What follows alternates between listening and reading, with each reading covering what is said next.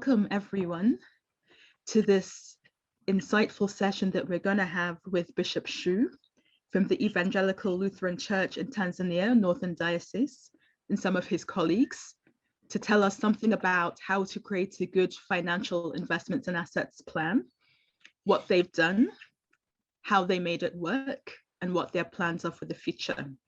I would firstly like to invite Bishop Shoo to introduce himself and introduce the colleagues who he has with him, and then we will ask a few questions. So Bishop Shoo, thank you so much, and please do introduce yourself and your colleagues with us here today. Thank you, Nana. Glad to be here. I'm Fredrick Shoo, and I'm Bishop of the Evangelical Lutheran Church in Tanzania and the presiding bishop of the Lutheran Church. I am glad to have this opportunity, and I am honored to introduce my colleagues. We have Mr. Munguatosha Makyao, who is the treasurer of our diocese. We have Mr. Samwel Wadu, who is the general manager of our bank, Uchumi Commercial Bank. Thank you for that introduction. And Munguatosha and Samuel, nice to meet you today as well. So let me start straight away with the first question, because this is not the first time that your church has done a faith plan. You have been on this journey for many years. And I'd like to ask you, Bishop Shoo and Samuel in particular, how did you create the very first plan that led to the setup of Uchumi Bank, which is a church-owned bank and one of the many ventures that I think came out of your first set of faith plans? Thank you. The idea of establishing our church-owned bank actually came out of the challenges and treatment that our church institutions and church members and parishioners were getting when it came to financial services. It was not very easy for our institutions and people, for example, to get credit, and the conventional banking system was not accommodating to the needs and levels of our people. My predecessor, the then bishop of that time, Dr. Erasto Kweka, presented the idea to the diocese executive council, which gave blessings and directed that a special committee to be established in order to oversee the entire process of registering a bank in Tanzania in terms of requirements and licensing procedures. Thank you, Bishop Shoo. And perhaps Samuel will want to pick it up from there in terms of how the bank operates today. Yeah, thank you so much. Just to extend what Bishop has said, soon after the requirement has been cleared to the committee, the task was to start establishing the initial capital. Therefore, they start mobilization. The requirements for establishing a community bank by then, it was 2005. Minimum required capital was Tanzanian shillings 250 million. Therefore, the first thing the committee did is to pass through churches to mobilize the congregation about establishing the bank. So the mobilization was done, and in 2005, September, the bank was able to raise shillings 372 million as an initial capital. Therefore, once the request was submitted, the church was granted a license to establish a community bank, which was operating locally within Kilimanjaro region. And on 22nd of September, the bank opened door to the public to start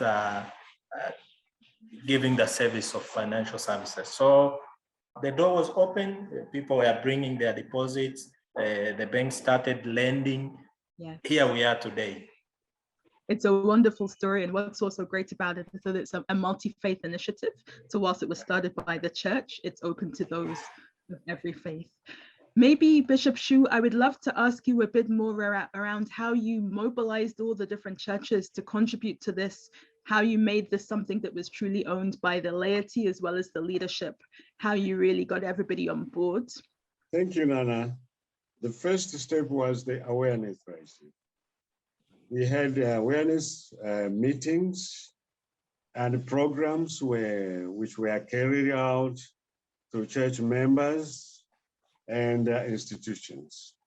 And this was done in different forums, including church services, faith leaders conferences like pastors conferences, and in other spaces where church members are gathered. That was one, the awareness raising. But also we gave public education on the importance of savings and credit, which further justified the need for the church to own its own bank. And the third step was to mobilize capital from the parishioners themselves, who in turn bought the shares. And thus individual parishioners and parishes had the sense of ownership, also church institutions. And it was not so easy. There were, of course, resistances.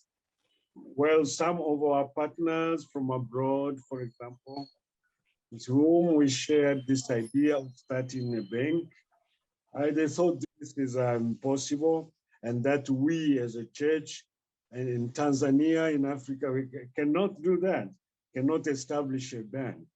They actually discouraged us. Yes. But we persisted. We persisted, and in faith, through faith, we managed to establish such a bank. Thank you, Bishop Shoo. Maybe now I will turn to Munguatosha just to talk a little bit about what makes a good financial investments and assets faith plan. As you think about your role as treasurer for the whole diocese, what does it take to have a good plan? Okay, thank you, Nana. For me, I will say what really makes a good financial institution or financial investment. First of all, always just to set clear financial goals to the extent that everybody or members really understand what you want to achieve. And therefore, for us, we shared the goals to the members, and members really understand what was the objectives. Mm-hmm. And this one included the creation of the ownership to the members. And again, we talk about the issue of governance. For us, we do run our banking professionally and really business oriented, so that the church does not interfere the banking business or banking operations, but it just operates professionally, making sure that an income that will go back to the shareholders as dividends. And again, we have been trying as much as possible to make sure that we give the returns to the shareholders. And for almost 7 years, we've been giving dividends to the shareholders, and therefore they really get the advantage, or they receive what really they have invested for.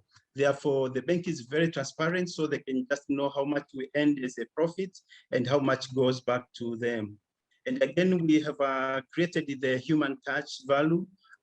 This one translates the customer care that we give to our people, keeping their dignity, I could say, make sure that we keep their confidentiality of everything, but make sure that they receive what they want. And again, we've created the sense of ownership by selling shares to the ordinary people, and therefore they have that sense of ownership on their side.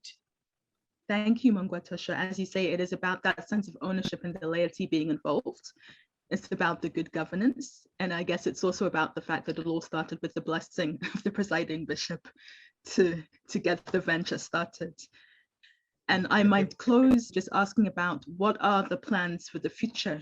As you look to this round of faith plans, which we're discussing with the audience here, what are your faith plans in the area of investments and assets? Samwel first. Yeah, thank you so much. First of all, just to extend, I think what Munguatosha has been said, all those governors, he has mentioned, setting a clear goal, getting understanding for all the congregation, that has created something which is very important to the parishioners, that they feel this is our bank. So whenever they think of financial service, they think of Uchumi. So they put their deposit, they have set the plans that every Sunday when they do the contribution, they set aside some percentage just to top up capital. So what the result is, we started with a capital of 372 million, and currently we have a capital of 10.1 billion. So it's a good milestone which has resulted into this. So the bank, the investment that Church has made, it has touched the life of people. The number of people have improved their business. Some people initially or previously, they were not even able to enter the banking hall.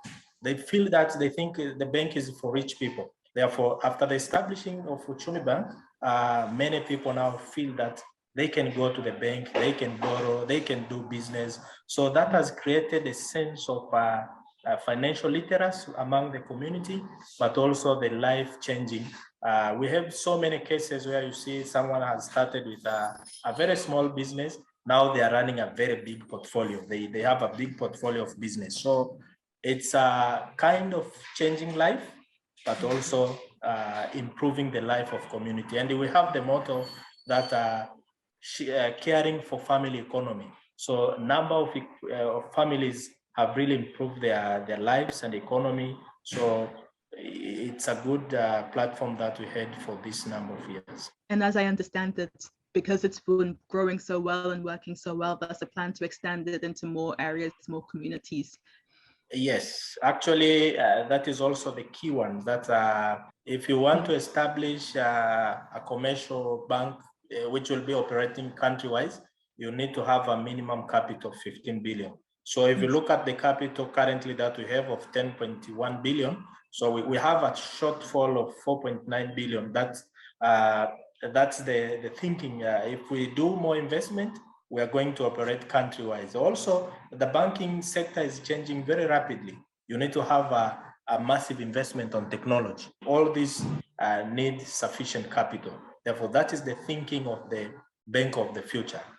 Adequate capital, investment in technology, and touching many people. Thank you very much, Samwel. And maybe Bishop Shoo, just to you to have the last word.